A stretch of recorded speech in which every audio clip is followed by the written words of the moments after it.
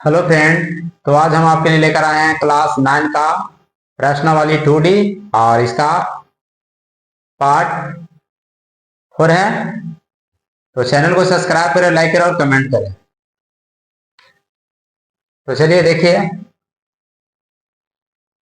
11वां प्रश्न में कह रहा है गुणनखंड प्रमेय से दिखाइए कि x Q minus 3x² plus 4x minus 4 का एक गुणनखंड x माइनस 2 है। ठीक है ना, यानी इसको क्या करना है, दिखाना है कि गुणनखंड है या नहीं है। तो इसको मान लेते हैं, माना कि पी एक्स बराबर x cube minus 3x² plus 4x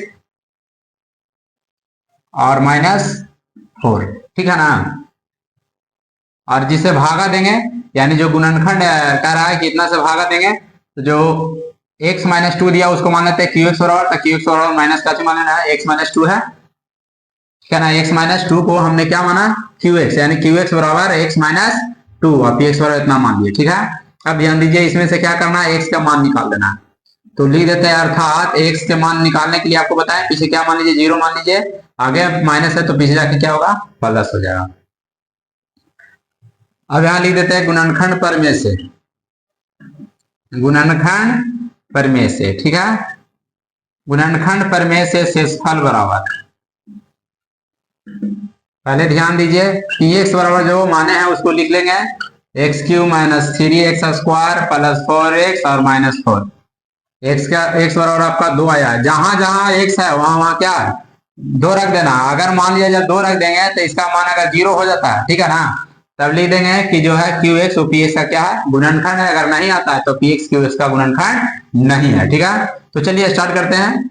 x का मान रखने के लिए, यानी जहां जहां एक्स है वहां 2 रख दीजिए, जहां जहां एक्स है वहां हमने 2 रख रहा है। ठीक है, पहले ध्यान दीजिएगा, यहाँ भी एक्स था, यहाँ भी एक्स था, रख दिया 2, यहाँ एक्स था 2 रखा। ठीक है, इसमें 3 वो 2 है तो 2 दूना 4, 4 दूना 8 आएगा। इसमें 2 को 2 है तो 2 दूना 4, 4 दिया 12 हो जाएगा, 4 दूनी 8 आएगा, आ जाएगा माइनस 4। तो प्लस वाला को जोड़ दो तो 8 8 16 हो जाएगा, माइनस वाला को जोड़ दोगे तो माइनस में आएगा 16। तो 16 में से जब 16 घटेगा तो क्या आ गया, 0 आ गया। अभी 0 आ गया तो यह गुणनखंड है। अब इसको कैसे लिख देना है, तो लिख देना है, अतः गुणनखंड, गुणनखंड प्रमेय से, गुणनखंड प्रमेय से क्यू एक्स, क्यू एक्स का मान था जी, क्या है, क्यू एक्स का मान था, तो लिख देंगे क्यू एक्स पी एक्स का गुणनखंड है। ठीक है ना, कब लिखेंगे इसे, जब 0 आ जाएगा तब, जब 0 नहीं आएगा तो लिख देंगे गुणनखंड नहीं है, लेकिन आ गया तो लिख देंगे गुणनखंड है। ठीक है ना, तो आपका आंसर। तो देखिए 11 का दूसरा प्रश्न, यानी बी प्रश्न देखिए, दिया हुआ x² प्लस 8x प्लस 15, जैसे ए का बना है उसी तरह से बी का भी बनाना है। ठीक है ना, इसमें भी लिख दे, माना कि पी एक्स बराबर x² प्लस 8x प्लस 5, यानी जैसे उसको बनाया सेम वैसे बना देना है। ठीक ना, क्यू एक्स बराबर x प्लस 3 मान लिए।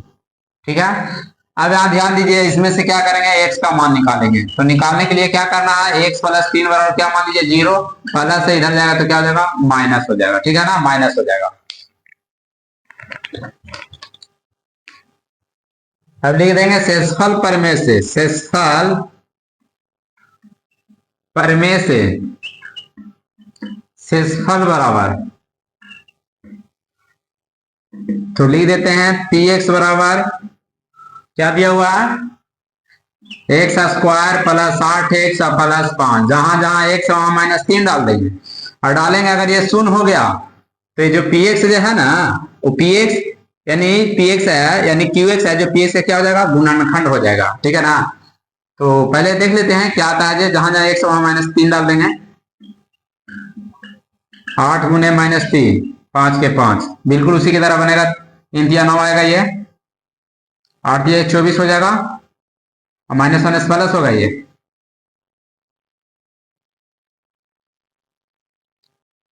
सॉरी आपका 15 दिया है।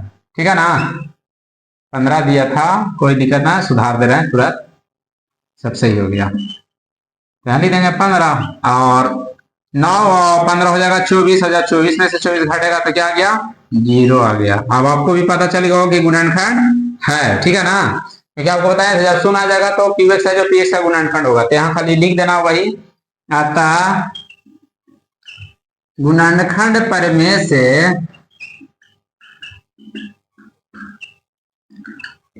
से क्यू एक्स पी एक्स का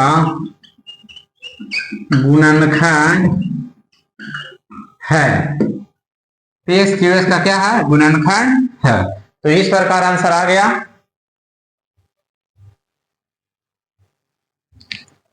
तो चलिए देखिए सी प्रश्न, देखिए 11 का सी प्रश्न, इसको भी उसी तरह बनाना है जैसे ए और बी बना, ठीक है ना।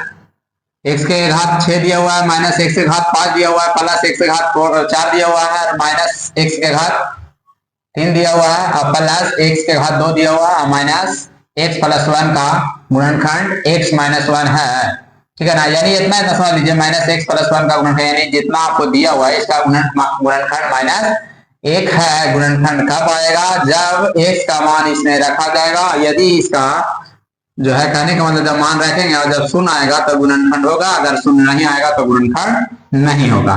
तो पहले इसको मान लेते हैं, माना कि px बराबर मान लेते हैं x के पावर 6, x के पावर 5 प्लस x के पावर 4 माइनस x के पावर 3 प्लस x के पावर 2 माइनस x प्लस 1, जहां जहां और ये तो है। उसके बाद qx बराबर मान लेते हैं, qx बराबर x माइनस 1, अर्थात यानी x का मान निकालना है तो आपको हम बताएं बराबर में 0 मान लिए, प्लस है बराबर क्यों चढ़ जाएगा, सॉरी माइनस है प्लस हो जाएगा, ठीक है।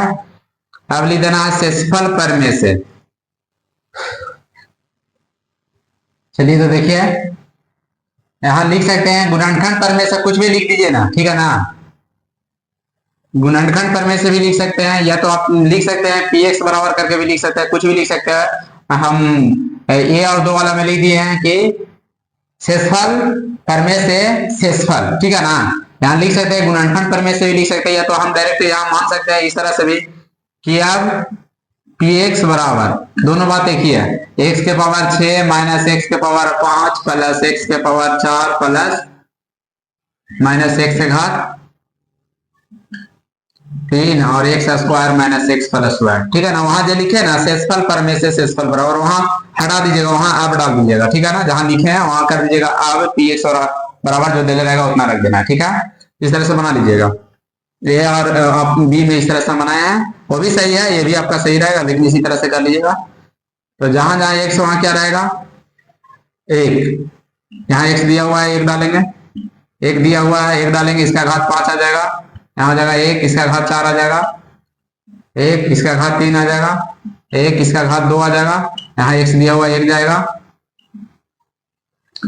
तो 1 में 6 बार गुना करिए, क्या आएगा? 1 ही आएगा। अगर 1 को 1000 बार भी लिख देंगे तो 1 ही आएगा, ठीक है ना। तो 1 ही आएगा, यहाँ 1 लिख देते हैं, यहाँ भी 5 बार 1 गुना करेंगे 1 ही आएगा, माइनस और माइनस कर देंगे, प्लस के प्लस, इसको 4 बार 1 गुना करेंगे तो 1 ही आएगा, माइनस और माइनस कर दिए, 1 को 3 बार गुना करेंगे तो 1 ही आएगा, प्लस प्लस कर दीजिए, 1 को 2 बार गुना करेंगे 1 ही आएगा, ठीक है ना। माइनस माइनस 1 आएगा, 1 आएगा। अब ध्यान देते हैं 1 प्लस में देखिए कौन कौन जोड़ लेना, 1 यहाँ 2 हो गया, ये 3 हो गया, ये 4 हो गया, 4 के माइनस में देखिए 1 2 और 3, 3 को क्या करिए घटा दीजिए, तो देख घटाएंगे तो कितना आएगा? 1 आएगा। तो जब 1 आया ना वो देख लिया, हम बोले कि गुणनखंड कब होगा? जब शून्य आता तब, लेकिन 1 आ गया यानी 0 के बराबर आया, नहीं आया, तो यहाँ खाली लिख देना है अतः,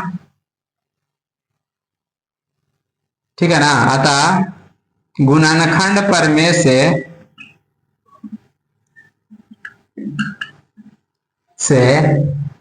qx px का गुणनखंड नहीं है, गुणनखंड नहीं है, ठीक है ना। गुणनखंड नहीं है, क्यों नहीं है? क्योंकि देख रहे हैं आप, इसको आना चाहिए था शून्य, तब होता गुणनखंड, लेकिन क्या आया? 1 आ गया, ठीक है ना, यानी शून्य के बराबर नहीं आया, इसलिए गुणनखंड नहीं है, ठीक है ना। और आगे जो 2 को बनाया है वो भी आप बिल्कुल सही बना, ये भी आपका सही बना, कोई दिक्कत ना, उस तरह से इस तरह से सही बना हुआ है।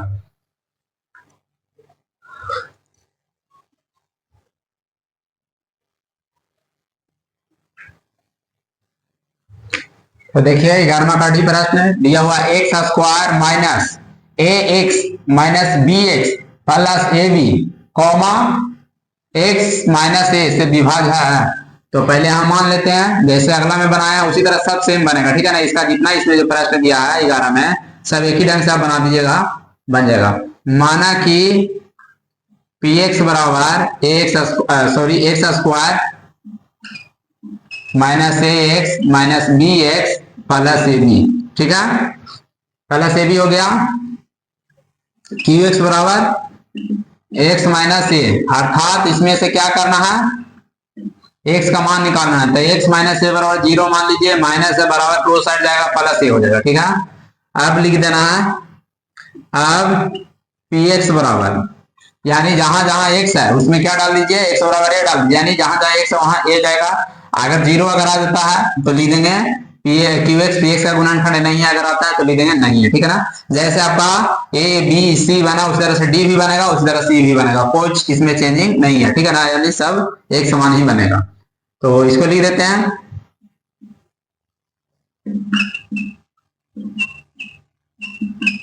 ठीक है। अब जहां जहां इसमें क्या है एक्स वहां क्या डालते हैं,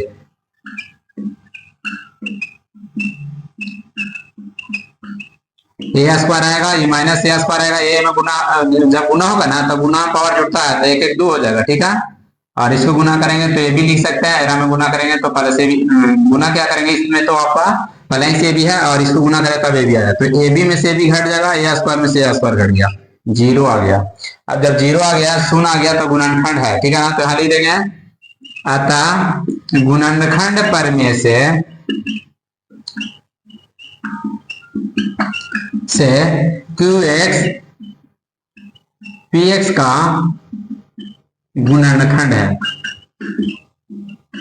गुणनखंड है। गुणनखंड कब होगा, जब क्या आना चाहिए, 0 आना चाहिए, ठीक है ना। एक्स का जब मान रखे तो क्या आना चाहिए, 0 आना चाहिए, तो गुणनखंड। अगर नहीं आएगा तो लिख देंगे नहीं, यानी जैसे पहला दूसरा बना यानी ए बी सी डी उसी तरह से बनेगा, ई भी, ठीक है ना, जैसे ऐसा बना उसी तरह से वो भी बनेगा। तो ई को भी हम हल कर देते हैं, इसका आंसर तो आ गया।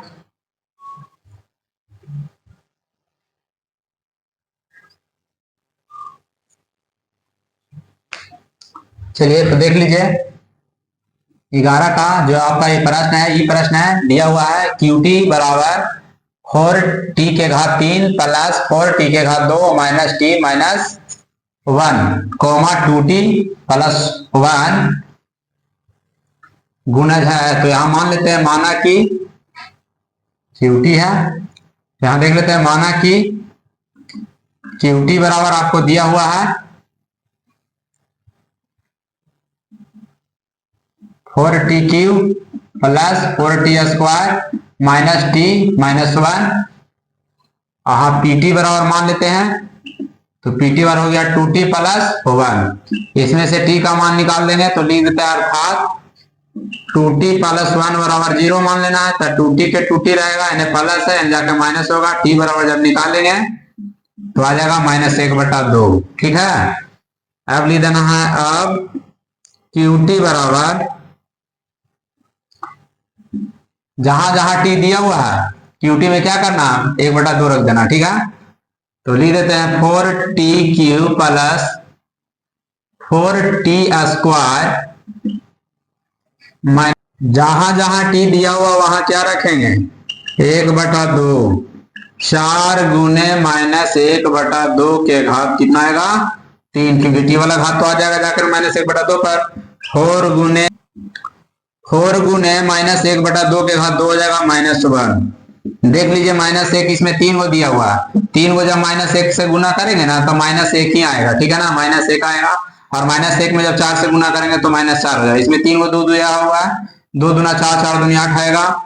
इसमें देख लीजिए 2 को है माइनस प्लस हो जाएगा, 1 1 गुना करेंगे 1 में जब 4 से गुना करेंगे तब 4। इसमें 2 को 2 दिया हुआ है, 2 दूना 4 -1 के होगा। अब देख लीजिए यहाँ 8 के 8 आएगा, -4 के 4, 4 दूनी 8 होता है, तो यहाँ 8 आ जाएगा, यहाँ आ जाएगा आपका 1 में 8 से गुना करें 8। तो देख लीजिए 8 4 कितना आएगा 12 आ जाएगा। तो यहां लिख देंगे -12 प्लस 8/8 हो जाएगा। इसमें घटेगा तो आएगा -4/8, भागा देंगे तो आ जाएगा -1/। 2 आ गया। तो शेषफल जब 0 आता तब कहने का मतलब गुणनखंड होता, लेकिन शेषफल यहाँ यानी कहने का मतलब है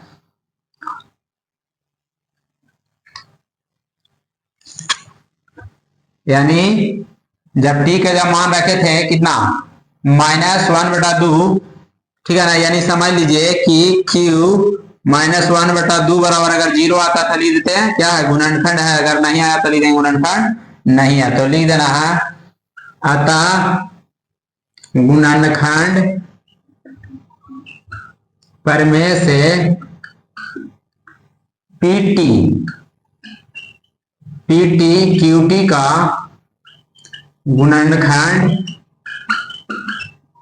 गुणनखंड नहीं है, गुणनखंड नहीं है, ठीक है ना।